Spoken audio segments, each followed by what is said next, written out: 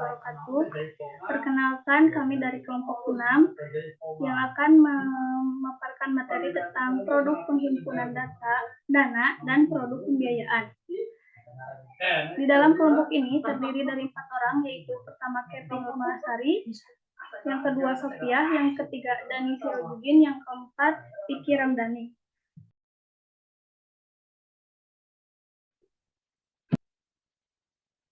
Baik, di sini saya akan menjelaskan tentang pengertian produk penghimpunan dana. Produk penghimpunan dana adalah suatu kegiatan usaha yang dilakukan bank untuk mencari dana kepada pihak deposan yang nantinya akan disalurkan kepada pihak kreditur. Dalam rangka menjalankan fungsinya, sebagian intermediasi antara pihak deposan dengan pihak kreditur. Selanjutnya yaitu penghimpunan dana di bank syariah dapat berbentuk giro, tabungan, deposit, dan lain-lain. Prinsip operasional syariah yang ditetapkan dalam penghimpunan dana masyarakat adalah prinsip wadiah dan mudharabah. Selanjutnya yaitu ada prinsip penghimpunan dana syariah. Yang pertama, prinsip wadiah. Prinsip yang ditetapkan syariah ini adalah wadiah yadamah yang ditetapkan pada produk rekening giro. Wadiah yamadaah berbeda-beda dengan wadiah amanah. Dalam wadiah amanah, pada prinsipnya harta titipan tidak boleh dimanfaatkan oleh yang dititipkan. Yang dititipkan atau BMT bertanggung jawab atas keutuhan harta titipan, sehingga ia boleh memanfaatkan harta titipan tersebut. Yang kedua yaitu prinsip mudharabah. Adapun prinsip mudharabah yang pertama yaitu rukun mudharabah terpenuhi sempurna. Ada pemilik dana dan ada usaha yang akan dibagi hasilnya. Ada nisab dan ada ijab qabul. Prinsip mudharabah ini ditetapkan pada produk simpanan berjangka berdasarkan kewenangan yang diberikan pihak penyimpanan dana. Prinsip mudharabah terbagi menjadi dua, yaitu yang pertama mudharabah mutlaqoh, yang kedua baik di sini selanjutnya yaitu pengertian akad mudharabah. Menurut bahasa, mudharabah atau kirodah yang berasal dari al-qorhu yang berarti al-qot'u artinya potongan, karena pemilik memotong sebagian hartanya untuk diperdagangkan dan memperoleh sebagian keuntungannya.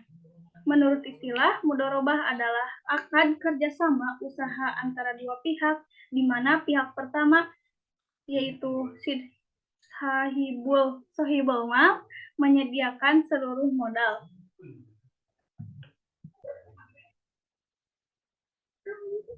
Baik, di sini saya akan melanjutkan tentang landasan syariah akad mudharabah. Secara umum, landasan dasar syariah al-mudharabah lebih mencerminkan anjuran untuk melakukan usaha. Hal ini terdapat dari Quran sebagai berikut. A'udzubillahi minasyaitonirrajim. Bismillahirrahmanirrahim. Wa akharuna yadribuna fil ardi yabtaguna min fadlillah, yang artinya dan orang-orang yang berjalan di muka bumi mencari sebagian karunia Allah, dan orang-orang yang lain berperang di jalan Allah. Quran Surat Muzammil ayat 20.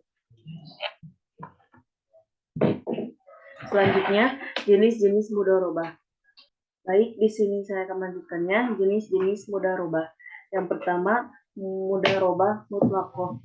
Transaksi mudharabah mutlaqoh adalah bentuk kerjasama antara sahibul mal dan mudharaib yang cakupannya sangat luas dan tidak dibatasi oleh spesifikasi jenis usaha, waktu, dan daerah bisnis.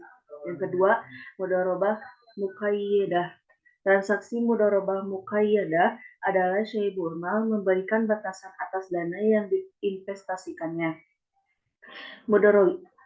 Mudharib biasanya hanya bisa mengelola dana tersebut sesuai dengan batasan yang diberikan oleh sahibul mal, misalnya hanya untuk jenis usaha tertentu, tempat tertentu, dan lain-lain. Ada dua jenis mudharabah muqayyidah, yaitu mudharabah muqayyidah on benefit, dan yang kedua mudharabah muqayyidah off benefit.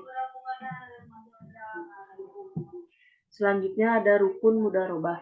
Rukun dalam mudharabah yaitu yang ke-1 pelaku atau pemilik modal maupun pelaksana usaha. Yang kedua objek mudharabah atau modal dan kerja. Dan yang ketiga persetujuan kedua belah pihak atau ijab qabul. Dan yang terakhir nisbah keuntungan.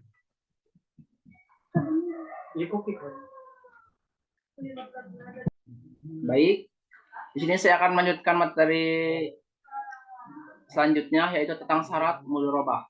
Ada beberapa syarat mudharabah, yaitu yang pertama, barang modal yang diserahkan pemilik modal berbentuk uang tunai, selain uang tunai tidak diperbolehkan. Yang kedua, yang melakukan akad mudharabah mampu menyerahkan atau mengembalikan. Yang ketiga, persentase pembagian hasil keuntungan para pemilik modal dan pengelola jelas. Yang keempat, pemilik modal melafalkan ijab, misalnya, aku serahkan modal ini kepadamu untuk usaha. Bila mendapat untung, laba dibagi 2 dengan persentase yang disepakati. Yang kelima, pengelola bersedia mengelola modal dari pemilik modal. Yang keenam, mudharabah berlaku sama muslim, boleh dengan non-muslim. Syaratnya yaitu modal dari non-muslim dan yang mengelola adalah orang yang muslim. Yang ketujuh, pengelola tidak boleh melakukan mudharabah dengan pihak lain kecuali diizinkan oleh pemilik modal. Yang kedelapan, keuntungan tidak dibagi selama akan masih berlangsung kecuali bila kedua belah pihak sepakat melakukan pembagian keuntungan. Selanjutnya, tentang konsep bagi hasil dalam produk penyimpanan dana dan landasan syariahnya. Pembagian hasil usaha dalam perbankan syariah ditetapkan dengan menggunakan nisbah. Apa itu nisbah? Nisbah yaitu persentase yang disetujui oleh kedua pihak dalam menentukan bagi hasil atau usaha yang dikerjasamakan. Landasan syariahnya adalah dalam Al-Quran yang berbunyi A'udzu billahi minasyaitonir rajim. Bismillahirrahmanirrahim. Ya ayyuhalladzina amanu la ta'kulu riba ad'afa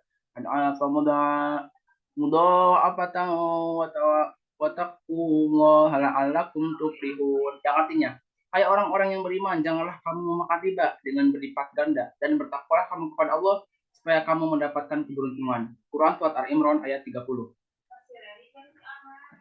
Selanjutnya, mengenai metode bagi hasil dalam penghimpunan dana. Dalam metode bagi hasil ini ada dua metode. Yang pertama, revenge sharing, yaitu bagi hasil yang akan didistribusikan dihitung dari total pendapatan bank sebelum dikurangi dengan biaya-biaya bank. Yang kedua yaitu profit sharing, adalah bagi hasil yang dihitung dari pendapatan setelah dikurangi biaya pengelolaan dana dan pendapatan neto. Sekian dari saya, kemudian akan lanjutnya ada faktor yang mempengaruhi bagi hasil di bank syariah. Kontrak mudharabah adalah suatu kontrak yang dilakukan minimal dua pihak. Tujuannya untuk investment besar atau kecil, hasilnya dipengaruhi oleh banyak faktor. Ada yang langsung dan ada yang tidak langsung. Faktor langsungnya investment rate, jumlah dana yang tersedia, dan nisbah bagi hasil profit ratio. Faktor tidak langsungnya, penentuan butir-butir dapat dan biaya mudharabah.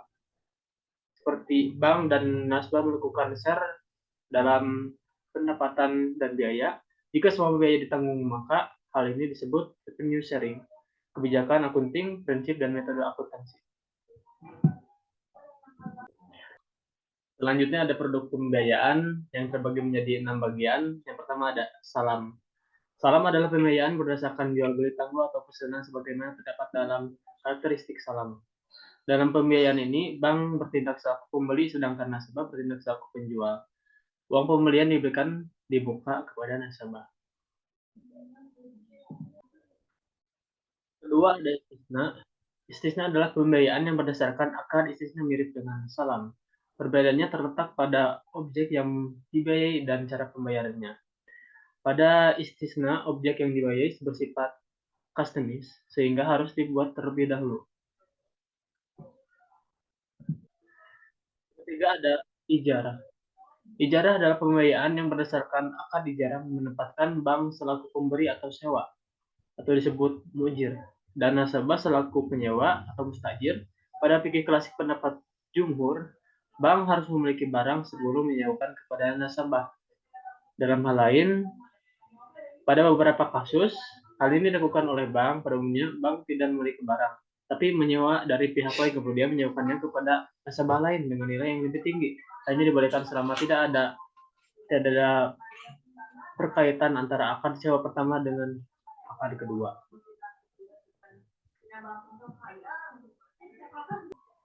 Yang keempat adalah mudharabah. Mudharabah adalah pembiayaan mudharabah menempatkan bank selaku sahibul mal yang menyediakan dana atau modal dan nasabah sebagai mudharib atau pengelola usaha. Dalam fikih klasik, yang dibedakan antara keduanya adalah keuntungan, yaitu hasil dikurangi biaya-biaya. Dalam perbankan syariah, yang dibedakan adalah hasil dan premium. Karena seringkali tidak terjadi kesepakatan antara bank dan nasabah pada besaran biaya atau yang dikeluarkan oleh nasabah. Nisbah yang bagi hasilnya disepakati di muka, termasuk apabila terjadi sebuah kerugian. Ada musyarakah. Dalam musyarakah, bank dan nasabah bertindak selaku syarik atau partner, yang masing-masing memberikan dana untuk usaha. Ketentuan pembagian keuntungan atas hasil atau kerugian sesuai dengan kaidah usul. Keuntungan dibagi menurut kesepakatannya. Sedangkan apabila terjadi kerugian, dibagi menurut porsi modal masing-masing. Selaku syariah, bank berhak ikut serta dalam pengaturan manajemen sesuai kaidah musyarakah. Yang ketiga ada rah. Rah adalah penyerahan jaminan untuk pinjaman yang diberikan. Rah dalam syariah memiliki dua makna. Yang pertama ada fidusia, penyerahan barang tapi hanya dokumennya saja yang ditahan. Barang masih digunakan oleh pemilik. Yang kedua ada gadai, penyerahan barang secara fisik sehingga pemilik tidak dapat menggunakannya lagi. Itulah perbedaan antara fidusia dan gadai.